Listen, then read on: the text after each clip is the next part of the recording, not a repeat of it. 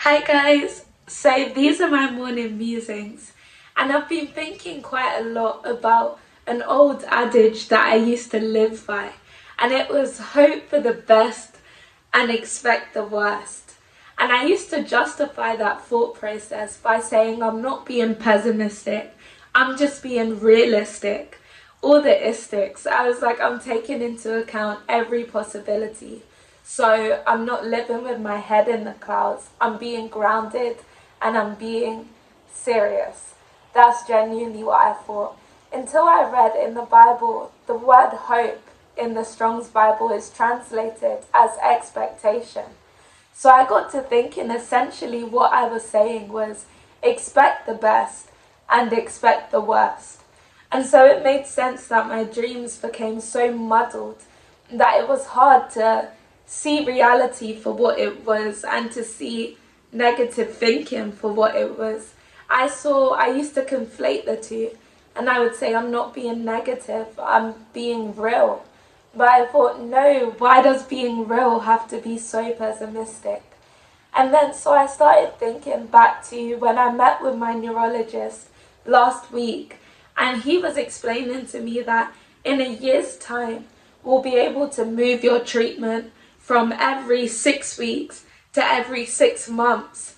And I remember leaving feeling so gassed, and he was telling me, yeah, so as for family planning, it will be so much more easy because you can plan that before you conceive, you'll take the treatment, then you won't have to take it again until the end of the pregnancy.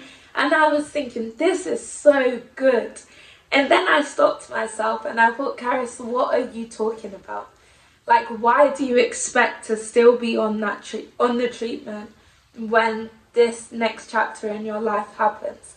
Why do you expect to be on the treatment forever? And then so I got to thinking, that's the difference between what you want and what you need. I found myself settling for a substandard of what I wanted. And I was settling for a standard of what I felt I needed. That, yeah, I felt that I need to go to the hospital. And so I'm thankful that it's not as frequent as it once was. And so I was settling for that if that's the way things have to be, then that's the way things have to be. But I stopped myself and I said, but Karis, this isn't what you want. Why would you accept what you don't want, knowing that you can have so much more? So I thought, whoa, I asked myself, what do you want? And I always say it with so much vim, like, what do you want? But I thank God that God doesn't deal with me like that. And I'm sure he said in a much more endearing way, my child, what do you want? And so God was asking me that. And I thought, seriously, what do I want? I thought, I want to live like a healed person. I want to be able to live without having to go to hospital. I want to be able to plan my life not around treatment but around what God desires for me to do. I said I want to live how I lived before. I want things to go back to how they were and even better. And so I thought, wow, I can't conflate what I presently need with what I want. I don't want to go to hospital twice a year.